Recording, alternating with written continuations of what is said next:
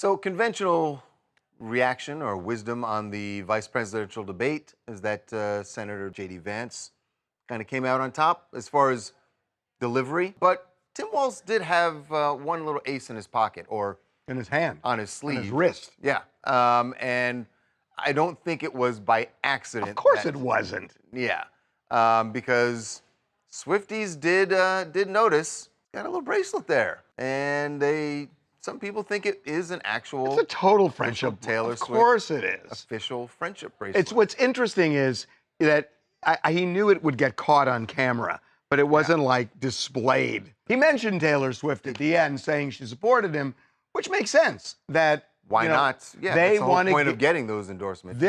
This election is about getting the vote out, and on the Trump side, you've got a lot of people on the sidelines who generally don't vote that he's pushing to vote.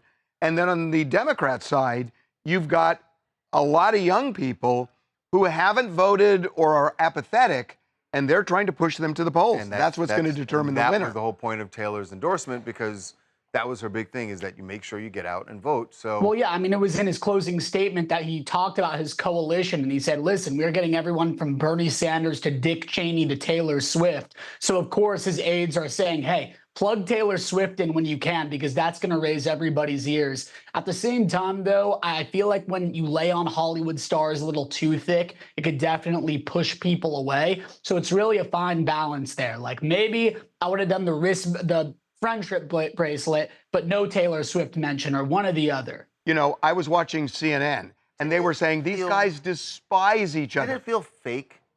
It just seemed they were like they were both going over the top to be like, oh, well, you know, I agree with a lot of what you said. Like, but saying they agreed on some of it, I mean, those aren't just words that, you know, you don't say it to be phony. If you agree on something or you disagree, you're not going to say, I agree with you. Yeah. There was always a but, right? It's so fake. Right now, J.D. Vance is holding a rally in Michigan, and he's bashing Tim Walz. Right. He's completely dropped the oh shucks attitude. Again, a lot of people, just frankly don't like J.D. Vance, and that's not me being partisan. That's just according to polls. His favorability rating is incredibly down. So last night was his chance to introduce himself to a lot of people, and he kind of wanted to come off as being like a nice guy who was civil, understanding, good listener, make some good points. And I honestly think he did that. Hi, this is Darren. I'm in New Jersey. Look, I think Tim misspoke. I mean, when he talked about the whole school shooter thing, obviously nobody in their right minds wants to be friends with school shooters. Let's be clear. I think when you're in a high-profile debate and there's a lot of pressure to appear to be like the best candidate, you make mistakes. Okay, you know, I have, you have, and a lot of us alike. So I don't think that makes him underqualified. I think that makes him a real person. He has my vote. Who came out on top last night? I think Tim. Okay. It's so interesting that so much of it is baked in already. You already know who you're with, and so you see the positives in the person you want to support. Yep.